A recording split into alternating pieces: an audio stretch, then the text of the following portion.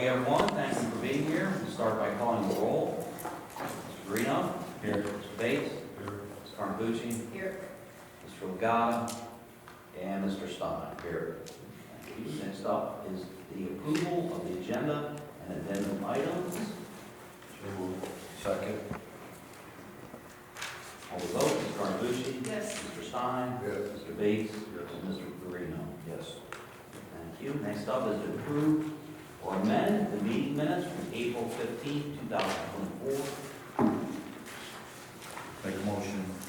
Second. Any questions or comments on those minutes? I'll call the vote. Mr. Stein? Yes. Mr. Bates? Yes.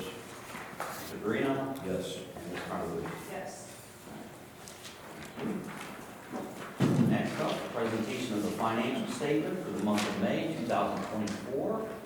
Dawn, can you go over the financial statement for us? Yes. For the month of May, the general fund had a beginning balance of $5,305,848 and an ending balance of $4,657,459. The land improvement fund had a beginning balance of $1,857,748 and an ending balance of $1,912,802. All funds combined have an ending balance of $6,570,261. Thank you, Dawn. You're welcome. Are there any questions on the financial statement for the month of May? Okay, hearing none, it will be entered into the record.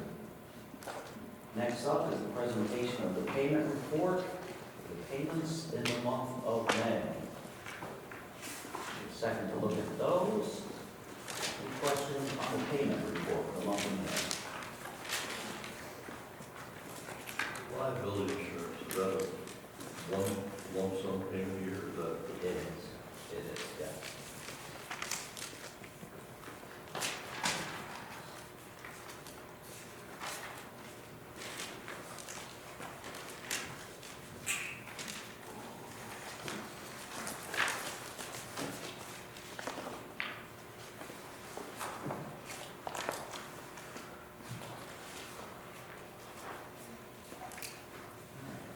Any questions on the payment report for the month of May? If not, it too will be entered into the record. Thank you. We will move on to old business and planning update for Matt McHugh. So you can see in the board packet, we kind of have the various projects going on right now at the parks. We did finish up our internal construction crew, did some work on the upper dam out at Clarendon Woodlands, and then also a little area up by the lodge that we did some plantings and some benches and that for seating. A couple things coming up in the next couple of weeks. The Rotary, we are going to be resurfacing the parking and entry drive. That's actually going to start tomorrow, the next couple of days this week. And then Orchard Hills, we're going to be doing some resurfacing out there, probably later, not this week, but the following week. And that's in conjunction with ODOT through some biennial funding that's covering the cost of that. So both those projects will be going on. Sandy is posting some information just to let people know that those parks will be closed for a couple of days while we're in there resurfacing. And then the construction crew's working down at Swine Creek and doing some trail improvements down there. Thank you, Matt. Any questions on our larger projects? If not, we will move on to an old business item, resolution number 3, 2024, Enterprise Fleet Management Program. I'll start with a memo from me. At our April 15, 2024 meeting, we considered the resolution. A resolution to establish a fleet management program was presented. The resolution was tabled. We are reconsidering the resolution today. We have with us Casey Krupko. She is our representative that I worked with a couple of years on the Enterprise Fleet Management Program. Welcome Casey, and she will be presenting here in a moment. Since our last meeting, the proposed enterprise contracts were reviewed by legal counsel. 2 items were addressed in preparation for considering entering into a contract with Enterprise Fleet Management.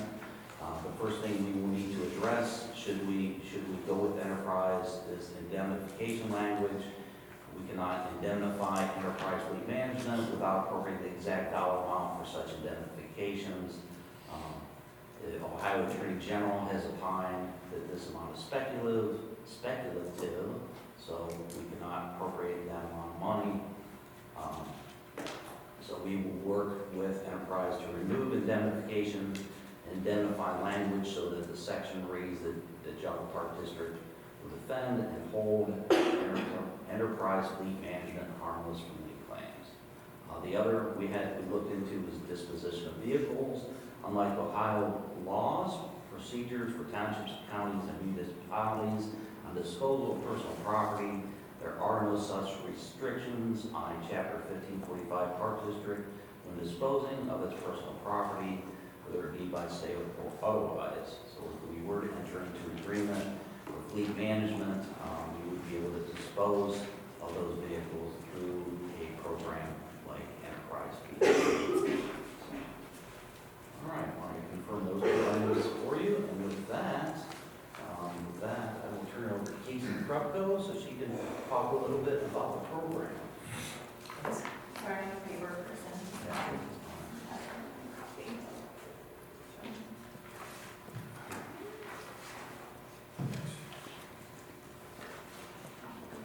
Guess you're looking at. Do you guys like a full stand? Yeah, either or. Yeah, whatever you're comfortable with. Thanks for having me. Good morning. But I tried to keep this very simple and high level, but please ask questions. I just want to make sure everything gets resolved and we feel comfortable with this meeting. Excuse me, before you start, do you have an extra handout? I don't, but I can give you mine when I'm done. Here we go. We'll get you one day. Thank you. There you go. Thank you. You're welcome. The first page is just going over a cash purchase with Enterprise. I put 5 years in there because if 5 years is when everything actually would be through us, is when everything would be cycled and everything would be on our program. So I put 5 years to show what the actual cost would be once everything is all in.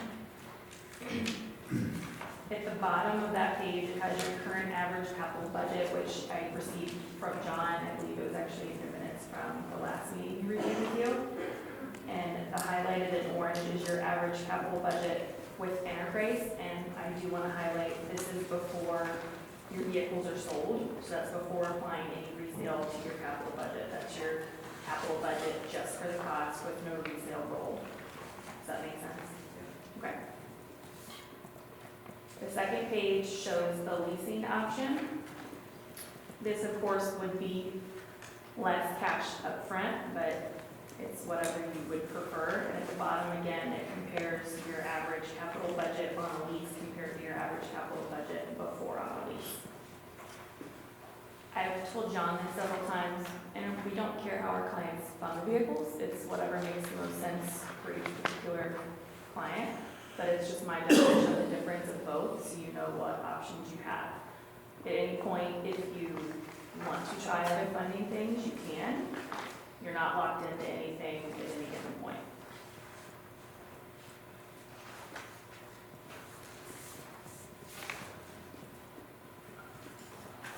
The last page, I just wanted to include because this is something Don and I reviewed, and this is how a lot of this was built. We built a 10-year model, and this is showing a lease. I want to clarify that. This 10-year model is showing a lease. And the main reason I wanted to show that is we look at not only your capital budget, but we want to look at operational costs as well. So I look at things like maintenance and fuel. And the whole point is when vehicles get on a shorter cycle, then it lowers overall operational costs, which is why I brought that page with you today.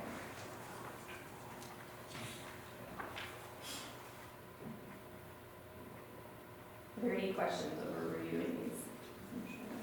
Casey, could you explain a little bit, for your clients that pick the lease option, and let's say they get to an end of whatever the term might be, whatever the model might be, 5 years, 8 years, 10 years, and then they potentially walk away, well, they do walk away from enterprise fleet management. What does it take to buy out those vehicles that are ultimately leased and not owned by, in our case, Jockey Park District? What would that look like? So when you sign for a vehicle on your quote, it'll have your reduced book value, and that's locked in from the beginning of the vehicle. So in 5 years from now, if your reduced book value is $10,000, then if you buy it out in 5 years, it's $10,000 and the vehicle is yours.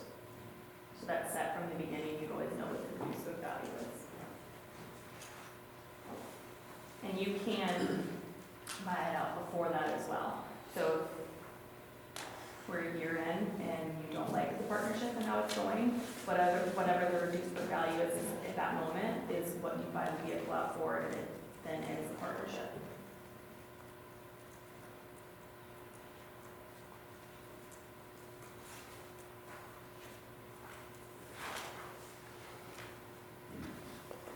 This is one of the things that I shared at the April board meeting, is what our expenditures have been for vehicle purchases and repairs. And did a cost analysis. This would be a way to potentially save money.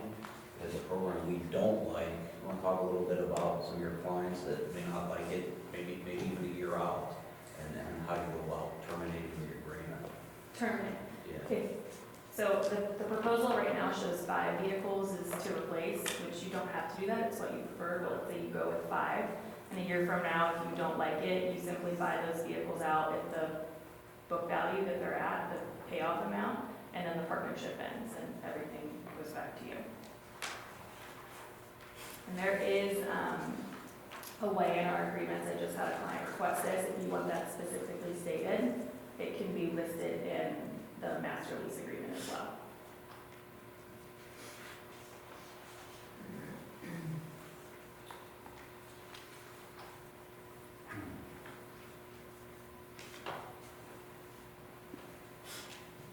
One of the things I mentioned this in April, that challenges us with buying outright and buying brand new.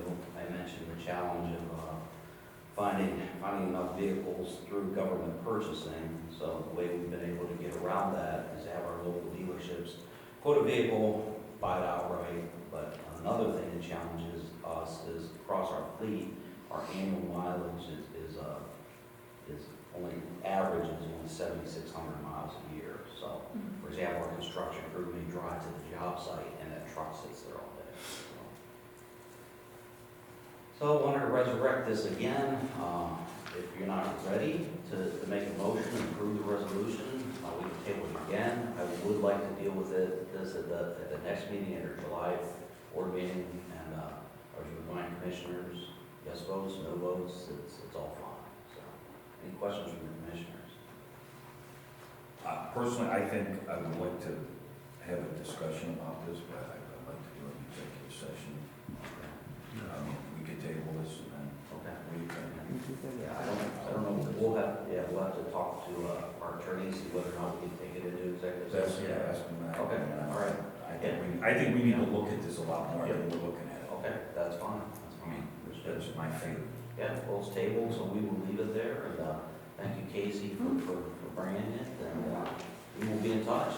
Yeah, and if you have any questions, please reach out, or if you'd like to talk to any of our clients. Personally, I think there's gonna be a lot more questions. Yeah, sure. I think this is a big step, it's a big move. Understood, yeah, okay. Thank you. All right.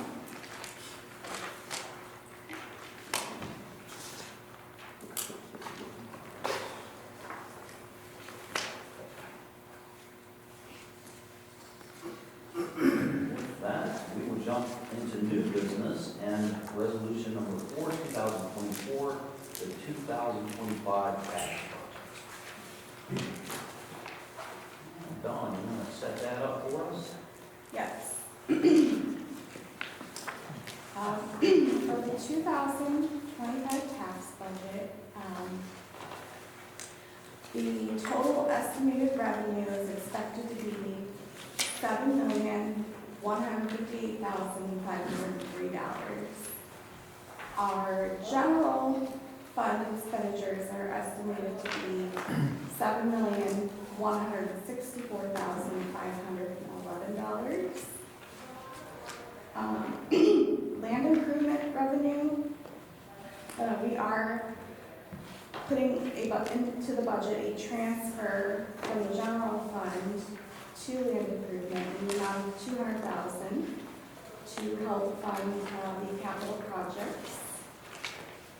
And estimated expenditures in land improvement for 2025 are expected to be $1,005,000.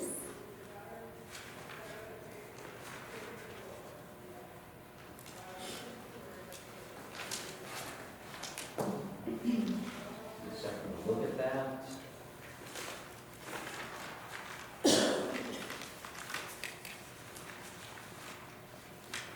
Any initial questions for Dawn?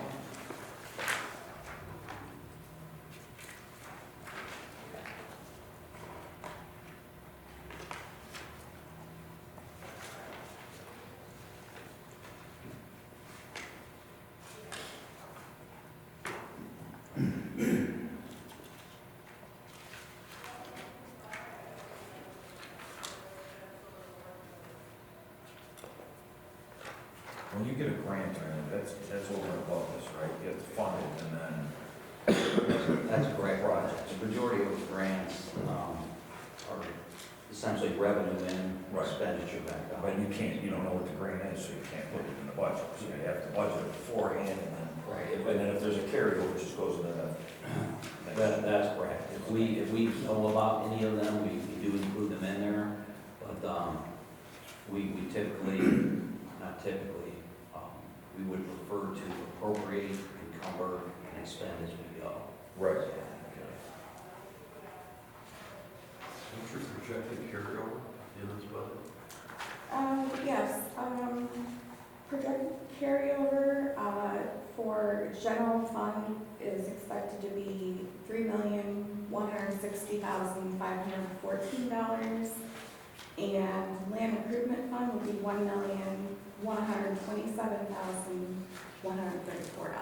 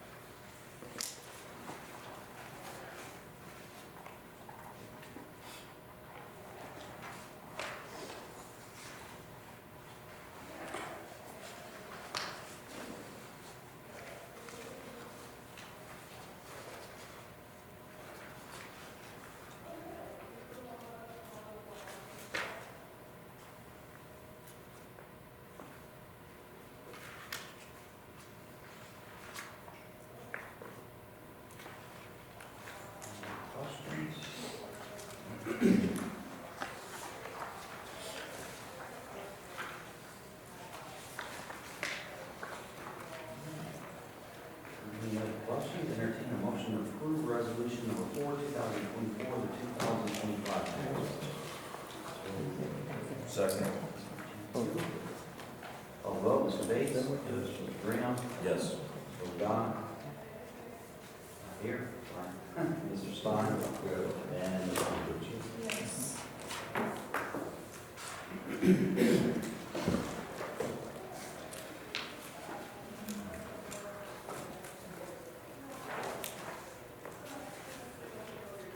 And the last item for surplus property.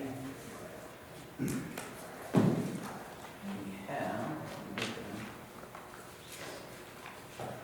chest waiter scrap, head waiter scrap, and a Enviroscape watershed model that we plan to donate to Jaga Soil and Water Conservation District. So, first the motion to declare those items surplus property. Make a motion. Thank you. Mr. Reno? Yes. Mr. Stein? Mr. Bates? And Ms. Carter? Thank you. All right, next up, Commissioner's time. We'll start with the presentation from Chief Naturalist John Kolar. Thanks, John. Yeah, no problem, John. How's everybody doing? Good. The challenge for me always with doing programs is, for a board presentation, it's doing it in 15 minutes or less, right, John? Yeah. Usually 45 minutes, an hour, so I'll try to keep my gap. The minimum I'll give you as brief as I possibly can, but figured we just want to touch today on some of the natural treasures that we have in our parks. You know, we're fortunate to have over 10,000 acres of land that we protect for people to enjoy, for future generations to enjoy, but we also preserve a lot of amazing land that is home to a wide variety of plants and animals. So I figured I'd just touch on some of our natural treasures, and we'll go from there. I do have a table over here before you leave, if you'd like to come up and check out some of these.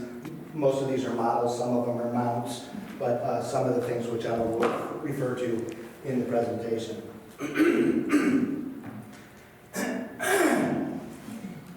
Just got back from vacation, so I'm on like a horse and stuff.